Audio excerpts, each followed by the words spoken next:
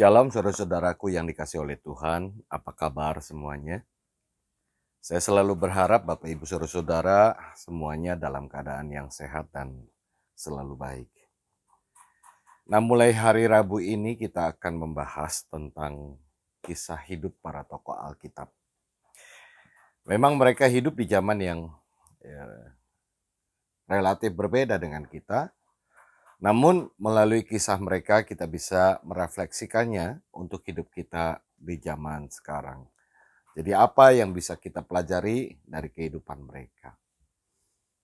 Nah, saudara-saudara, tokoh pertama yang akan kita pelajari bersama adalah tentang kisah Adam dan Hawa.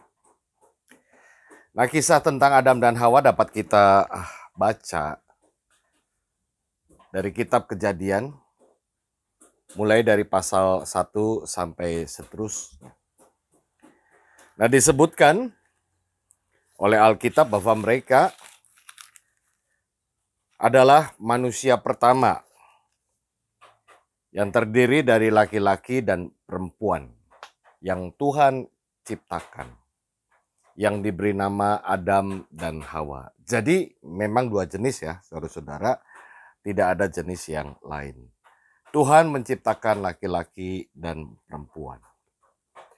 Namun sebelum manusia itu diciptakan, terlebih dahulu Tuhan menciptakan alam semesta ini dengan segala isinya, termasuk segala macam tumbuhan dan binatang.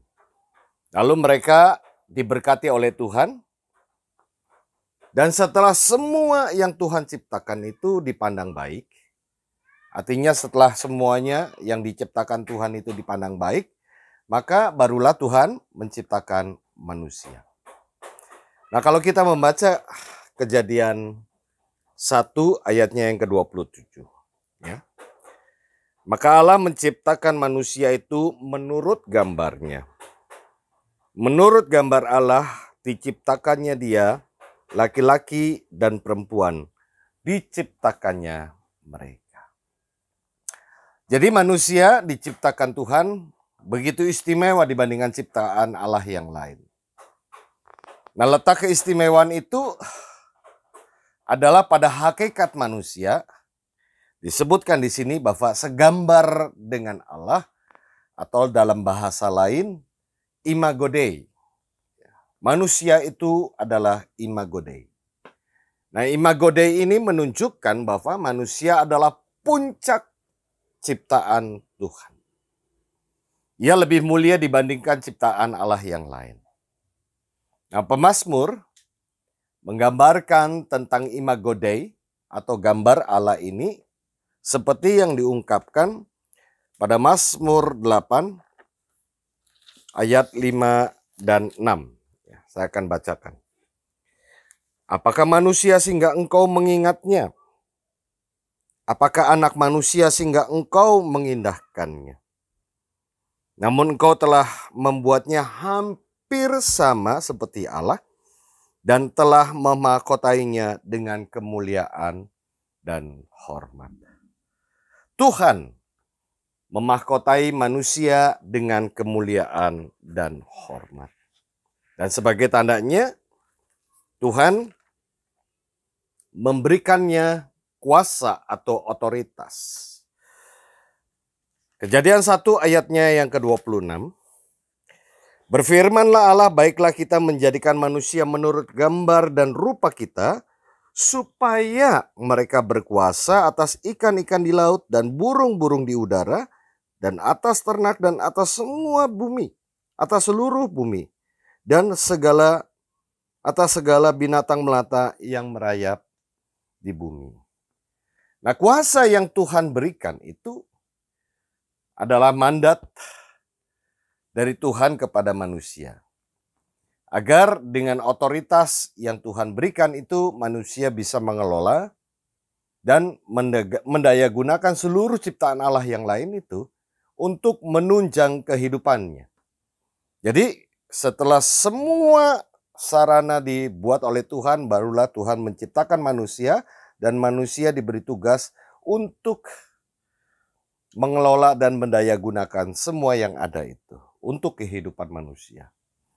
Jadi otoritas itu bertujuan untuk mengelola dan mendayagunakan dan bukan untuk mengeksploitasi. Ya. Dan otoritas yang didapat manusia itu bukanlah segalanya. Bahwa kuasa yang diberikan oleh Tuhan kepada manusia tetap ada batasnya. Kekuasaan yang dimiliki manusia itu tidaklah absolut.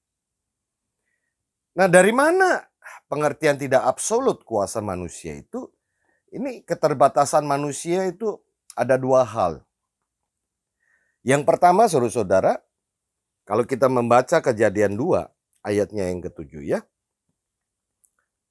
Ketika itulah Tuhan membentuk manusia itu dari debu tanah dan menghembuskan nafas hidup ke dalam hidungnya. Demikian manusia itu menjadi makhluk yang hidup. Pertama-tama saudara-saudara, Tuhan membentuk semua bagian tubuh manusia itu dari debu tanah. Kepala, badan, tangan, kaki, dan seterusnya. Artinya Tuhan membentuk dulu sedemikian rupa. Mungkin dipertimbangkan, dipikirkan ini, itu, dan seterusnya, dan sebagainya. Kenapa ada kepala, kenapa ada badan, kenapa ada tangan, kenapa ada kaki. Dan setelah terbentuk dari debu tanah itu, maka kemudian Tuhan menghembuskan nafas kehidupan atau nefesi hayah ke lubang hidungnya. Dan barulah manusia yang dari debu tanah itu menjadi makhluk yang hidup. Jadi asal manusia itu dari debu tanah. Itu sebagai bukti relatifnya hidup manusia. Debu tanah memperlihatkan bagaimana manusia itu fana sementara. Tanpa nafas kehidupan dari Allah, manusia tidak hidup, tidak berharga, tidak memiliki nilai apa-apa. Ia menjadi berharga ketika ada nafas kehidupan. Jadi sekalipun diberi otoritas, namun manusia tidak boleh meninggikan diri dan lupa akan Tuhan. Ia harus mengingat pada kodratnya bahwa ia adalah ciptaan Tuhan. Hidup manusia itu sepenuhnya bergantung pada Sang Khalik. Melupakan Tuhan berarti peniadaan hakikat manusia itu sendiri. Nah, karena itu saudara-saudara, hanya di dalam Allah lah kita menjadi berharga, dan inilah yang perlu kita ingat dan syukuri. Manusia memang lebih mulia dari ciptaan Allah yang lain. Tetapi di sisi yang lain manusia harus merendahkan dirinya di hadapan Allah. Jadi penggunaan otoritas yang ada di dalam diri manusia itu memang ada batasnya. Tidak boleh melampaui kodratnya sebagai ciptaan Tuhan. Manusia hanya ciptaan. Dan dia bukanlah Tuhan, bukanlah kreator. Ia hanya hasil dari sebuah kreasi. Nah, yang kedua, saudara-saudara. Tuhan mengisyaratkan agar manusia itu memanfaatkan semua yang ada di taman itu untuk menunjang kehidupan. Artinya binatang, tumbuhan, dan seterusnya dan sebagainya, semuanya bisa dimanfaatkan dan boleh dimanfaatkan untuk kepentingan kehidupan manusia. Tetapi ada satu pohon yang dinamakan sebagai pohon pengetahuan yang baik dan yang jahat. Tuhan tempatkan itu di tengah-tengah taman itu. Nah, perintahnya jelas, jangan memakan buah. Artinya dia boleh bebas memanfaatkan semua yang ada, tetapi saudara-saudara hanya satu ini. Dari sekian banyak yang sangat berlimpah, cuma satu yang buahnya tidak boleh dimakan. Semua yang dibutuhkan Adam dan Hawa sudah Tuhan siapkan, sudah Tuhan sediakan di taman itu. Tetapi hanya satu yang Ya, hanya satu yang tidak boleh dimakan. Jadi, pohon pengetahuan itu adalah tanda bahwa manusia juga terbatas. Manusia diperhadapkan pada pilihan. Dengan adanya pohon itu, apakah ia tetap mengikuti kehendak Tuhan atau tidak? Jadi, ya ada pagar. Tidak ada namanya kekuasaan yang absolut. Tuhan memberikan pagar kepada manusia. Dan memang seperti itulah makna Imago Dei. Tuhan tidak menciptakan manusia seperti robot. Keistimewaan manusia terhadap ciptaan Allah yang lain adalah bahwa manusia itu memiliki akal budi. Akal budi itu semestinya digunakan manusia untuk memilih kehidupan. Memilih kehendak Allah yang telah menciptakannya dan bukan mengikuti kehendaknya sendiri. Tetapi saudara-saudara, entah dari mana kecenderungan jahat itu ternyata muncul dalam diri manusia. Kejadian 3 kalau kita membaca secara utuh, itu mengisahkan tentang kejatuhan manusia ke dalam dosa. Peristiwanya bermula dari pernyataan ular kepada Hawa. Saya akan bacakan. Ayat Kejadian 3 ayat 4 dan 5. Tetapi ular itu berkata kepada perempuan itu, sekali-kali kamu tidak akan mati. Tetapi Allah mengetahui bahwa pada waktu kamu memakannya, matamu akan terbuka dan kamu akan menjadi seperti Allah, tahu tentang yang baik dan yang jahat. Nah, ini yang banyak kemudian menjadi perdebatan. Sebetulnya ular itu siapa sih? Ular itu apa? Nah, banyak penafsir yang mengatakan bahwa ular itu adalah gambaran iblis. Iblis penggoda. Namun menurut hemat saya, saudara-saudara, ular itu sebenarnya adalah gambaran kecenderungan dalam diri manusia yang ingin melebihi dari kodrat.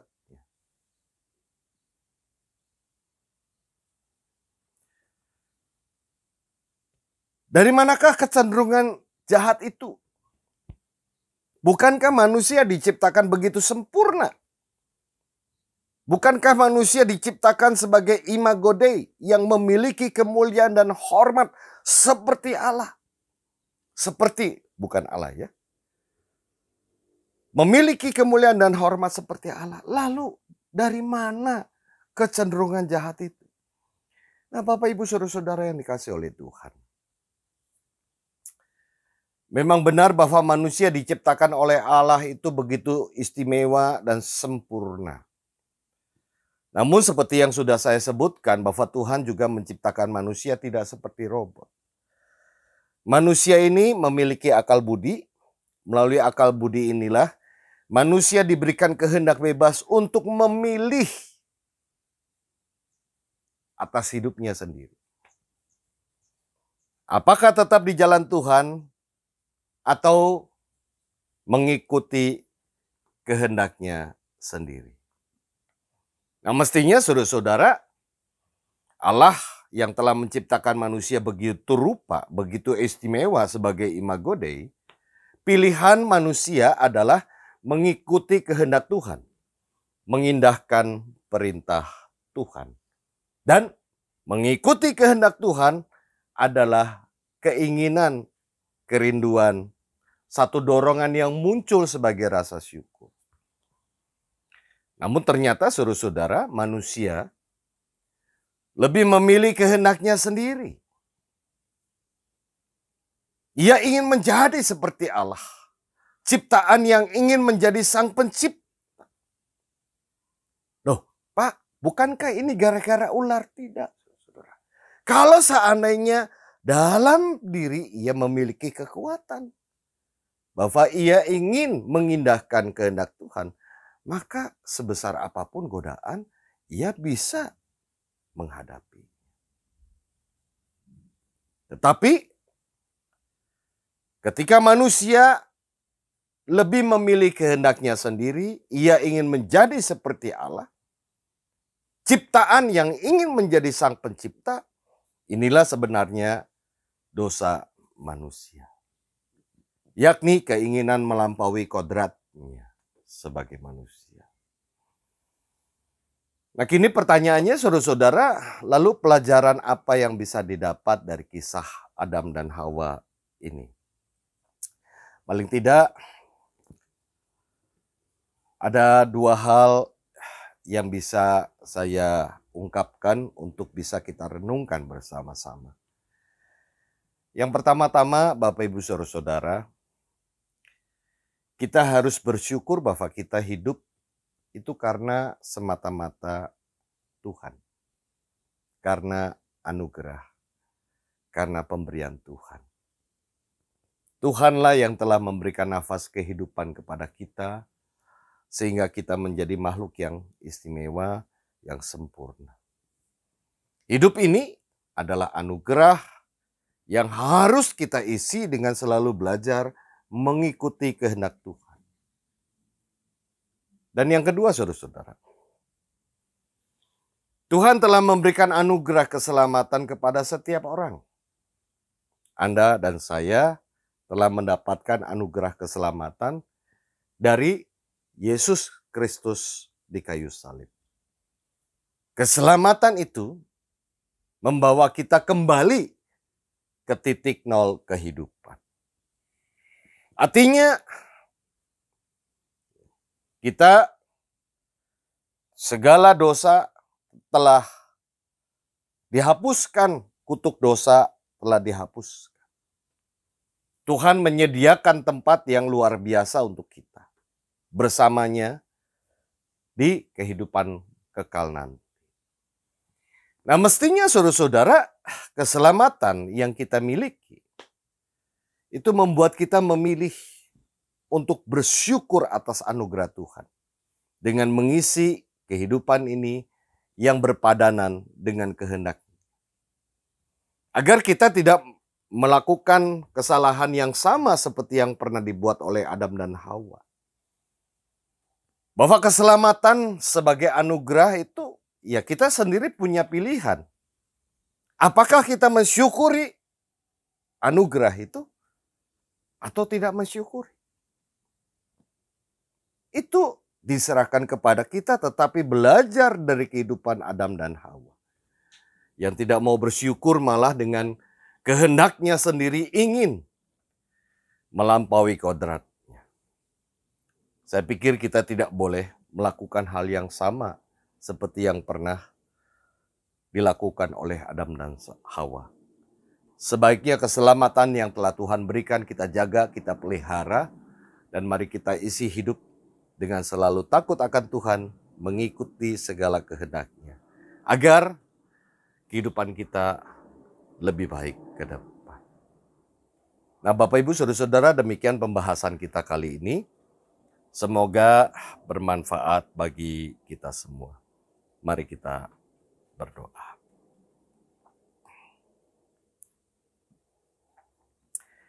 Bapa Surgawi di dalam Tuhan Yesus, terima kasih untuk kehidupan yang Tuhan berikan. Dan secara khusus kami juga bersyukur untuk keselamatan yang Tuhan berikan. Tuhan mempercayakan ini karena Ia tahu bahwa kami dapat memilih pilihan yang baik bagi hidup kami sendiri. Dan karenanya kami ingin belajar bersyukur kepadamu Tuhan dengan memelihara, menjaga keselamatan yang Tuhan berikan. Dan kami memakai kehendak bebas kami untuk mengikuti apa yang Tuhan inginkan kami lakukan. Dengan sepenuh hati, dengan penuh kesadaran bahwa kami ingin berjalan seperti yang Tuhan kehendaki. Karena itu Bapa, biarlah di sepanjang perjalanan kami ketika kami melakukan sesuatu yang tidak berkenan kepadamu, Engkau juga yang menegur kami, mengingatkan kami agar kami kembali ke jalan yang memang Tuhan tunjukkan. Dan ya Tuhan, biarlah pengalaman Adam dan Hawa itu menjadi catatan bagi kami. Bahwa ketika di dalam hati ada keinginan untuk melampaui batas kodrat kami sebagai manusia, disitulah cikal bakal pelanggaran, disitulah cikal bakal dosa yang siap akan menerkam kami dan akibatnya akan fatal. Kami ingin berdoa untuk setiap orang di dalam menjalankan kehidupan sehari-hari. Ada banyak pilihan di dalam pekerjaan, memutuskan ini dan itu dan seterusnya dan sebagainya. Biarlah kami belajar untuk mempertimbangkan semuanya. Apakah yang kami pilih, apakah sikap yang kami ambil adalah sesuai dengan kehendak-Mu, atau hanya sekedar mengejar keinginan dan kehendak kami. Engkau melalui Roh Kudus yang akan terus mengoreksi diri kami dalam kehidupan ini.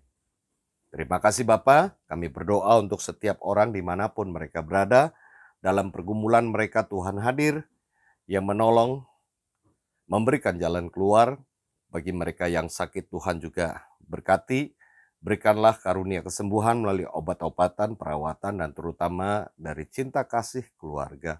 Semuanya Tuhan pakai untuk memberikan karunia kesembuhan yang Tuhan inginkan itu terwujud. Dan masih banyak hal yang ingin kami tuangkan di dalam doa, tetapi di tengah-tengah situasi yang memang tidak nyaman, di tengah situasi yang penuh dengan pergumulan dan masalah, kami belajar untuk menyandarkan diri kepada Tuhan. Kami ingin belajar untuk taat kepada Tuhan. Terima kasih Bapa, inilah doa yang jauh dari sempurna yang kami naikkan di dalam nama Tuhan Yesus. Amin. Nah Bapak Ibu Saudara-saudara yang dikasih oleh Tuhan, sampai di sini perjumpaan kita kali ini. Mari kita selalu mengingat 3M untuk mencegah penularan COVID-19 yang semakin meluas. 3M itu memakai masker saat beraktivitas di luar rumah, selalu mencuci tangan dan menjaga jarak yang aman dengan menjauhi kerumunan. Salam sehat dan Tuhan memberkati kita semua. Amin.